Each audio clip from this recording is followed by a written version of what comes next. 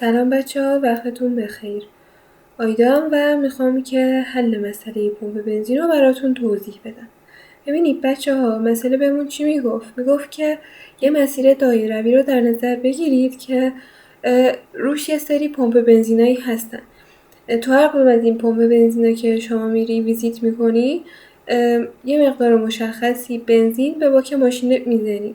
بعد بین هر پمپ بنزین یک مسیری هست که شما برای طی کردن این مسیر و رفتن به پمپ بنزین بعدی یه مقدار بنزینم سر راه مصرف میکنی، از باکت کم میشه. خب و مسئله بهمون میگفت که با در نظر گرفتن همه اینا شما باید یه دورتو کامل میزدی، از اون نقطه که شروع به حرکت کردی یکی یکی همه پمپ بنزینا رو رد میکردی، ازشون عبور میکردی تا دوباره برسی به همون نقطه‌ای که ازش حرکتتو شروع کردی.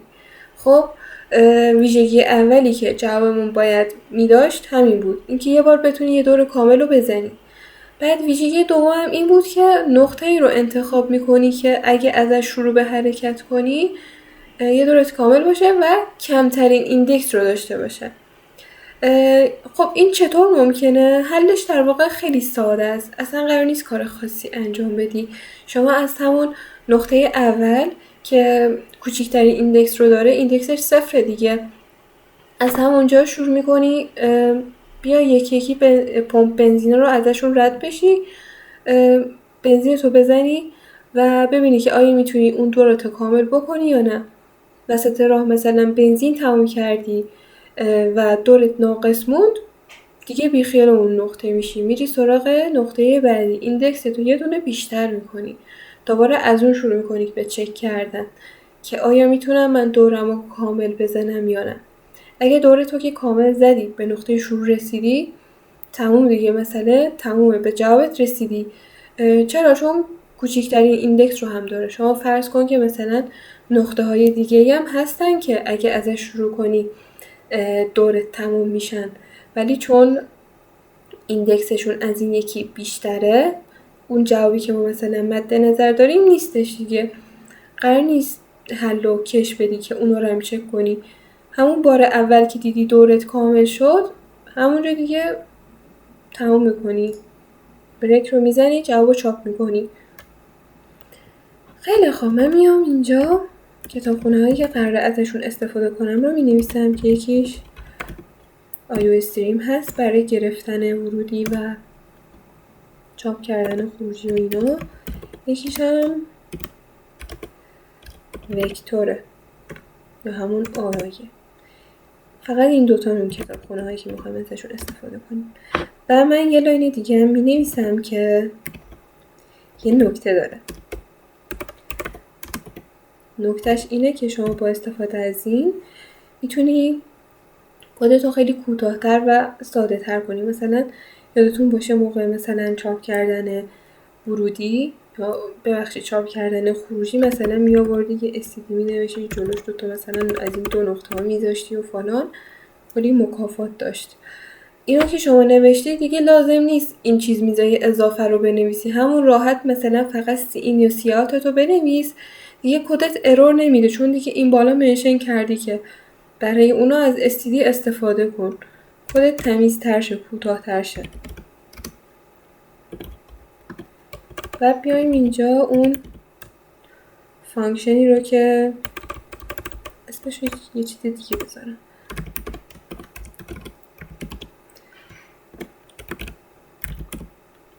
فانکشنی رو که با استفاده ازش نقطه شروعی که هم باهاش بتونیم یه دور کامل رو بزنیم، هم کوچکترین ایندکس رو داشته باشیم، اونو باهاش پیدا کنیم با استفاده از این. و من ورودیاشو اینجا مشخص کنم. یه ورودی دو تا ورودی وکتور داریم در واقع، یکیش برای چیز بود، اینو حرف کوچیک بنویسم. یه ورودی از جنس ایند برای میزان بنزین، اون بنزینی که میزنیم، یک وکتور دیگه که اونم از جنس اینته برای چیز، برای میزان بنزین مصرفی. درست کنم. خیلی خوب،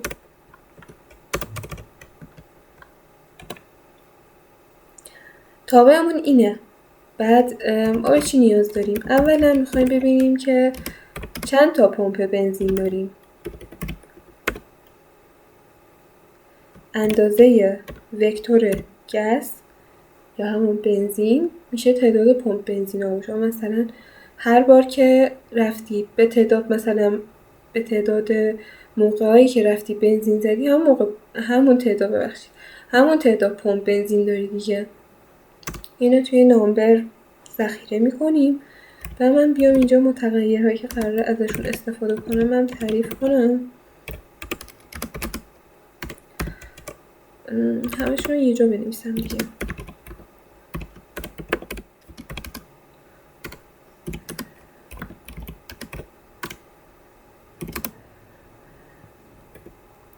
استارت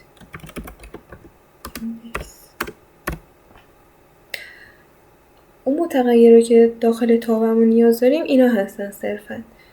توتال گس ما میایم همه گفته بودم میزانه مثلا بنزینی که داخل هر پمپ بنزین میزنیم مشخصه. همه اینا رو با هم دیگه جمع میکنیم ببینیم مثلا کلا در طول مسیر ما کلا چقدر قرار بنزین بزنیم به ماشین. توتال کاست هم دقیقا مشابه همینه، ولی این صرفا مقدار بنزین مصرفی کل رو حساب میکنیم. ببینیم مثلا تو همه این مسیری که طی کردیم کلا مثلا چقدر بنزین مصرف کردیم. تانک هم میزان بنزینی که داخل ماشین هست رو نشون میده. استارت ایندکس هم ایندکسیه که ازش شروع میکنیم دورمون رو بزنیم، چک کنیم ببینیم میتونیم به پمپ بنزین اولی برسیم یا نه، که همه اینا تو اول مسئله صفر هستن. بعد یه حلقه بیایم بنویسیم، یه حلقه فور بنویسیم.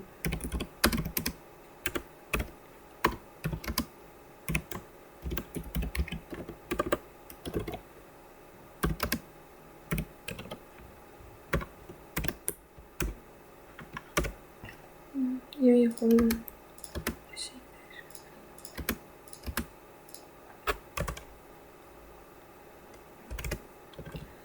داخل این حلقه چیکار میکنیم؟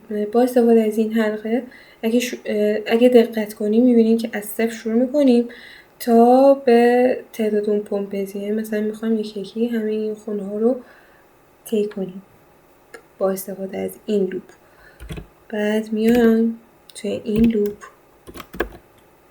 میزان توتال گسمون رو محاسبه میکنیم، میگیم که به چه میزان مثلا هر بار بنزین اضافه میشه به تعداد. مثلا اگه این ایندکس صفر بود، اون تعداد میزان بنزینی که تو پمپ بنزین شماره صفر داشتیم به این اضافه میشد. دقیقا همون، ولی این بار برای کاست، برای میزان بنزین مصرفی.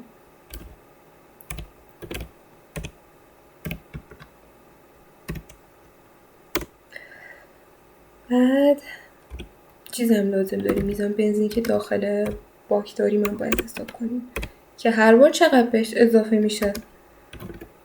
هر بار اون بنزینی که زدیم اون بهش اضافه میشه، بعد هزینه سفر یا میزان بنزین مصرفی ازش کم میشه.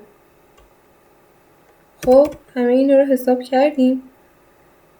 بعد داخل این فور هر بار میایم چک میکنیم ببینیم که آیا میزان بنزینی که ما داخل باکمون داریم آیا این کمتر از صفر شده.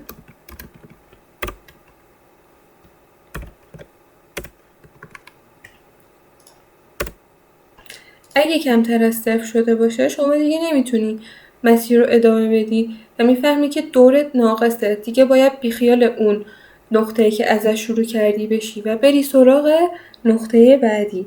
این کار رو چطوری انجام میدیم؟ استارت ایندکس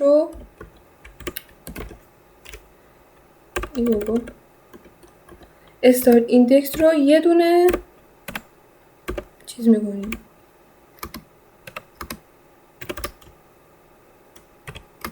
یه دونه زیادش میکنیم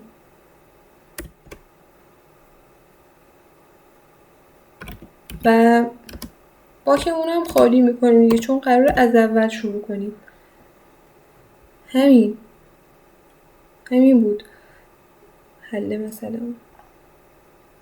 ببینم اینجا باشه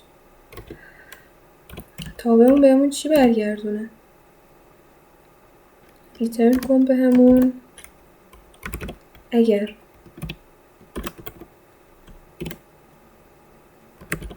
توتال گس کوچیکتر از توتال چیز باشه، توتال کاست باشه. این چیزی که می نویسم رو دقت کنید، شاید براتون تازه باشه.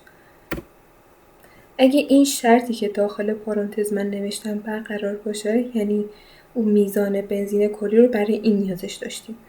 ببین شما اول مسئله میای چک میکنی، ببینی مثلا بنزینی که کلا به باکت زدی اگه کمتر از بنزین مصرفی باشه، شما مشخصه که وسط راه میمونی و دیگه نمیتونی لوپتو کامل کنی. خب پس طبق اون چیزی که روی مسئله بهمون گفته منفی 1 رو بهمون برگردون. ولی اگه این شکلی نشد، اوکی بود همه چی، استارت ایندکس رو بهمون برگردون. یه چیزی مثل السیفه، ایف فلان منفی 1 رو برگردون، else اگه نشد، اگه برخلاف این بود استارت ایندکس رو که اینجا یکی یکی بهش اضافه میشد همون رو بهمون برگردون.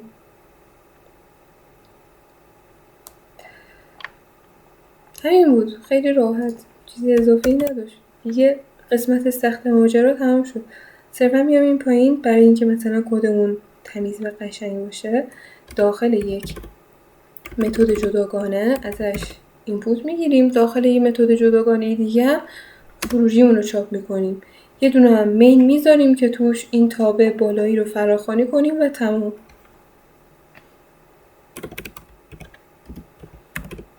نیوی دیگه اینپوت با همین، فکر کنم با همین، با اینپوتش با همین یکی باید باشه، با همین اینپوت. دوباره میایم اینت نامبر رو اینجا تعریف کنیم. چرا من اینجا دوباره تعریف کردم؟ چون این دوتا تابعای مجزا هستن و این مین نیست که من توش راحت بتونم نامبر رو فراخوانی کنم. اگه مثلا نامبر رو خالی می نوشتم ارور میداد، گفت که من نمیدونم نامبر چیه، برام تعریف نکردی، اون یه متد جداگانه است، من بهش دسترسی ندارم. خب توی متد جداگانه باید یه باری دیگه از اول بیای نامبر رو تعریف کنی، چون قراره ازش استفاده کنیم به تعداد نامبر، به تعداد اون پمپ بنزینا و مثلا مسیرهایی که داریم قراره ورودی بگیریم. خب اینو دوباره من تعریف میکنم، من میگم که چاپ کن برام، چاپ کن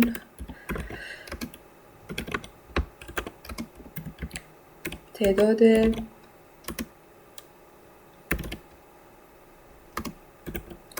چیتا رو، چی میگم، پمپ بنزینا رو چاپ کن برام. دو نقطه هم بذاریم اینجا هم ورودی بگیرم و ورودی رو هم داخل نامبر ذخیره کنم. بعد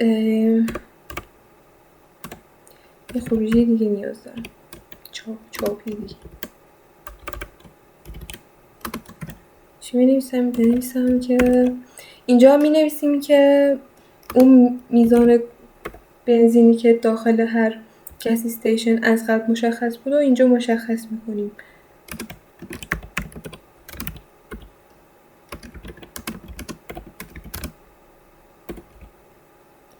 at each station.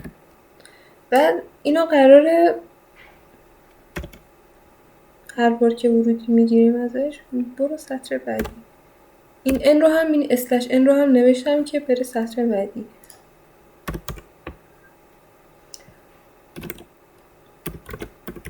و میام اون وکتور گس رو که داشتم اینجا، خب اندازش اینجا مشخص شد، اینجا مثلا ورودی رو گرفتیم نامبر بود، اندازش مشخص شد، اندازه این وکتور رو به نامبر تغییر بده و بهش دست نزن. این چرا چیز میکنه ارور میده به هم؟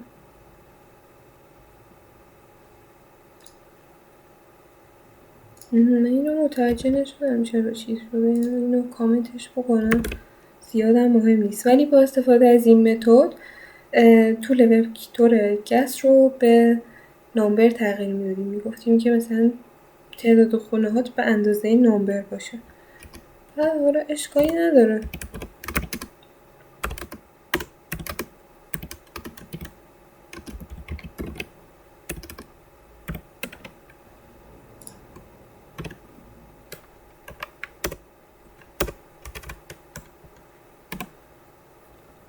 بعد به اندازه این فرم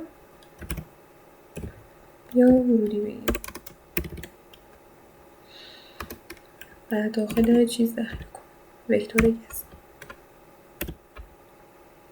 بذارینم اینجا حل میشه مشکلش.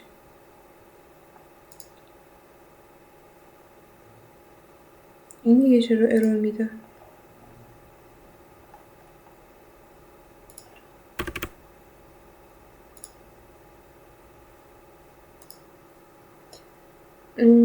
اینجا داخل لوپ ورودی گرفتیم و هر کدوم از ورودی ها رو داخل خونه های وکتوری که مربوط به بنزین می شدن سیو کردیم.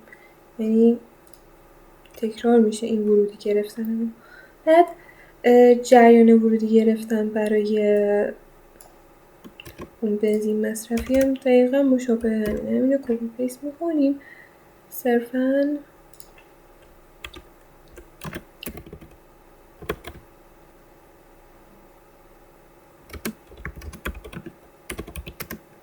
جزئیاتش رو عوض میکنیم.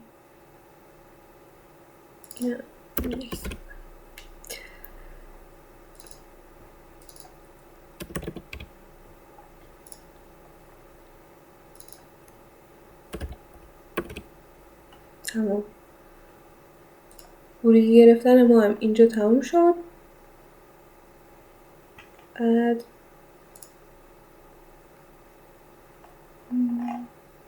مشکلی هم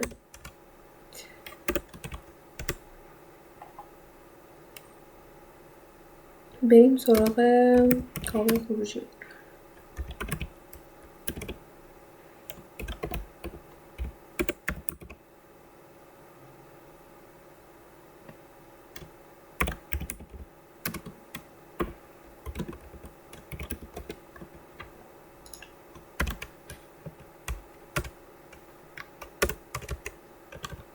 ورودی این تابمون همون استارت ایندکسیه که اینجا گفتیم.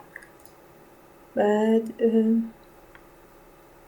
میگیم که اگه استارت ایندکسمون مساویه با -1 باشه، یعنی نتونستیم دورمون رو کامل بزنیم،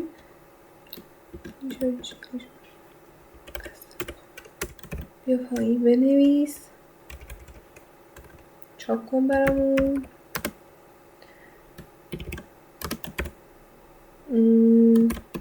بنویسیم که دورمون کامل نشده. cannot complete the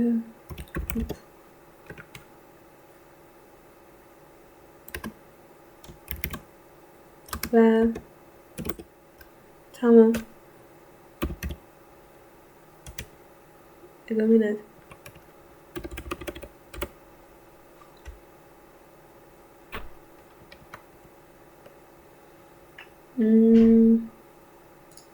یه else هم اینجا نیاز داریم که اون جواب درستی که به دست می آوردیم اون رو چاپ کنم.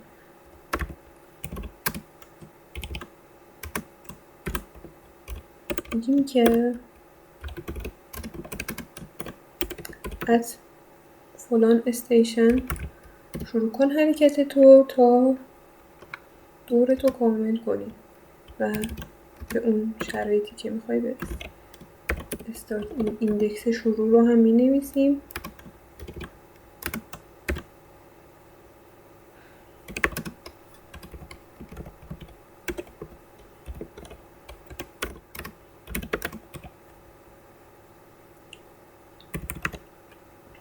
غلط املایی دارم. خیلی خوب.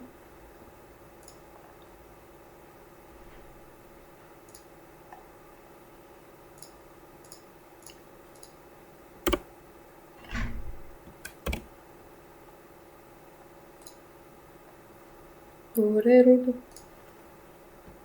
من یادم اینجوری بنویسم به هم بخواد.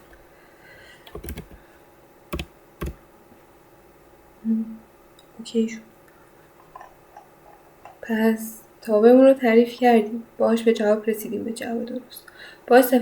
با استفاده از این تابع ورودیمون رو گرفتیم.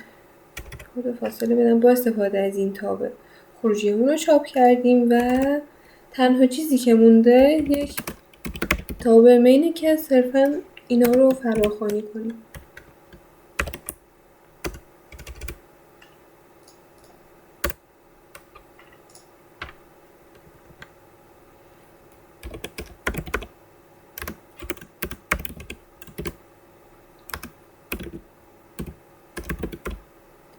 ما میام یک وکتور برای میزان بنزین و میزان بنزین مصرفی یا هزینه تعریف میکنیم. تابع get input رو فراخوانی میکنیم. با ورودی گس و کاستی که اینجا تعریف کردیم، با این ورودی ها میگیم که اینپوت رو فراخوانی کن، اون مقادیری که میگیری داخل تابعت رو توی گس و کاست ذخیره کن. بعد دوباره استارت ایندکس رو اینجا تعریف میکنم و توش این تابع رو فراخوانی میکنم. میگم که اون مقدار نهایی که از محاسبه این تابع روی این ورودیا به دست میاری، داخل این ذخیره کن جواب نهایی رو. یعنی مثلا این تابعی که داشتیم رو به عنوان ورودی گس و کاستی که اینجا تعریف کردیم رو ازش استفاده کن. هر جوابی هم که به دست آوردی توی استارت ایندکس ذخیرش بکن و با استفاده از تابع پرینت ریزالت یا چاپ خروجی، اون استارت ایندکسی که اینجا گفتیم رو اینجا جواب رو توش ذخیره کردیم، با استفاده ازش جواب رو چاپ کن و یه لاین به نوع استفاده return 0. تمام. کد ما همینه. یک بار رانش کنیم.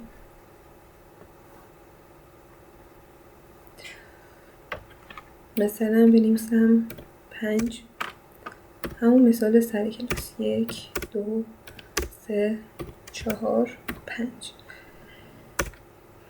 بعد یادم نیست چی بود. 3 4 5 2 1.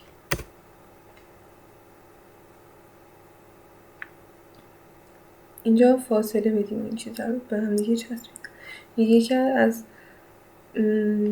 پمپ بنزین سومی شروع کن تا لوپ رو تمام کنی. خب این درسته. اینو برم درستش کنم.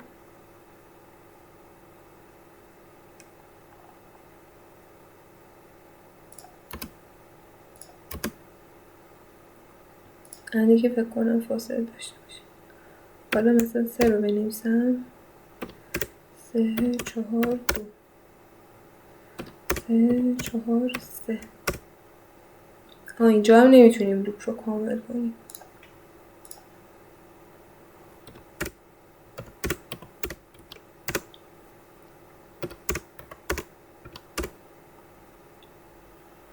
فاصله هم درست شد. تمام. خسته نباشید.